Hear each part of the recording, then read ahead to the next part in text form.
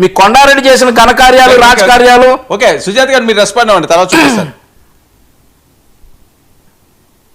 Sir Suresh గారు అంటారు బోరుగడ్డ అనేది మాకు సంబంధం లేదు అంటారు.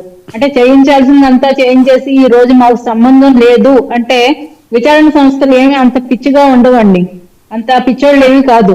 వాళ్ళు బోరుగడ్డ అన్నికి సంబంధించిన అకౌంట్స్ అన్ని ఫ్రీజ్ చేశారు.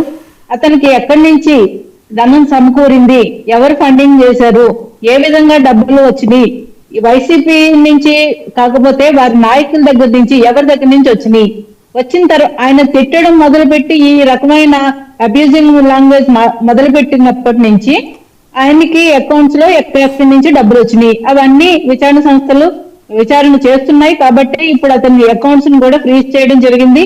ఆయన కూడా మొన్న మీకు ఇచ్చిన ఇంటర్వ్యూలో ఆ విషయం చెప్పడం జరిగింది. ఓన్లీ బోరుగడ్డ కాదండి, శ్రీరెడ్డి లాంటి వాళ్ళని కానీ ఇంకా రోజా రమణి లాంటి కొంతమంది ఇట్లా చాలా మంది. రోజా రమణి ఎవరు? రోజా రాణి సార్ ఒక ఆవిడ ఉంది, ఆవిడ వచ్చి వైజాగ్ లో ఉందండి. అసలు మన రోజారెడ్డి గారికి 2.0 అన్నమాట. ఆవిడ కొన్ని రోజులు ఒక వెలిగారు వైసీపీలో. ఆవిడ కూడా ఈ బూతులు మాటలు ఎక్కువ మాట్లాడతారు, మాటలు తక్కువ బూతులు ఎక్కువ ఉంటాయి. ఆవిడ రోజా రాణియా? రోజా రాణి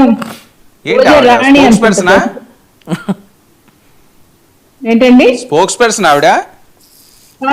కాదు సార్ వాళ్ళ వైసీపీకి సంబంధించిన ఏదో ఒక ఆవిడ పోస్ట్ ఉన్నారు, స్పోక్స్ పర్సన్ అయితే కాదు. కానీ ఆవిడ మాటలు తక్కువను బూతులు ఎక్కువ, వంశీ గారు చెప్పినట్టు. సో ఈ విధంగా వీళ్ళు ఇష్టం వచ్చినట్టు తిట్టించేసి ఇప్పుడు మాకేం సంబంధం లేదు, వాళ్ళతో మాకు సంబంధం లేదన్నంత మాత్రాన సరిపోదు కదా సార్. ఈ రోజు వచ్చి నేతలు చెప్తున్నారు, ఈ రోజుకి కూడా ఇంకా అదే పద్ధతి ఏం కూడా మారకుండా ఈ రోజు కూడా సోషల్ మీడియాలో అదే విధమైన వల్గర్ లాంగ్వేజ్ మాట్లాడుతున్నారు. మరి ప్రభుత్వానికి సంబంధించిన కూడా సార్ ఇప్పుడు ఒక అభివృద్ధి చేయాలనుకున్నా, ఏది చేయాలనుకున్నా ప్రభుత్వం మెడికల్ కాలేజీల్లో ఒక టెండర్లు పిలవాలనుకున్నా కూడా హైకోర్టులో వెళ్ళి పిల్లు వేస్తున్నారు, టెండర్లు పిలవద్దు ఆపేసేయండి అని. ఏదైనా కంపెనీల దగ్గర నుంచి విదేశీ పెట్టుబడులు తెచ్చుకుందామంటే వాళ్ళకి మెయిల్ రాస్తారు, వాళ్ళకి ట్విట్టర్ లో ట్యాగ్ చేస్తారు, మా రాష్ట్రంలో పెట్టుబడులు పెడితే మీకు ఇక్కడ మీ ఉద్యోగులకి ఇక్కడ రక్షణ ఉండదని చెప్పి వాళ్ళకి ట్యాగ్ చేసి మెయిల్స్ చేస్తారు. అంటే ఏ విధంగా మీరు రాష్ట్ర ప్రజలకు ఉపయోగపడాలనుకుంటున్నారు? అభివృద్ధి చెయ్యండి అని చెప్పి మీ చేతికి అధికారం ఇచ్చినన్ని రోజుల్లోనేమో అసెంబ్లీలో సైతం తిట్టుకుంటూ నిందలు వేస్తూ కాలం గడిపారు. ఇప్పుడు కనీసం అభివృద్ధికి అడ్డుపడకుండా అయినా ఉంటారా అంటే ఇప్పుడు కూడా చేసేది ఇదే పనులు సార్.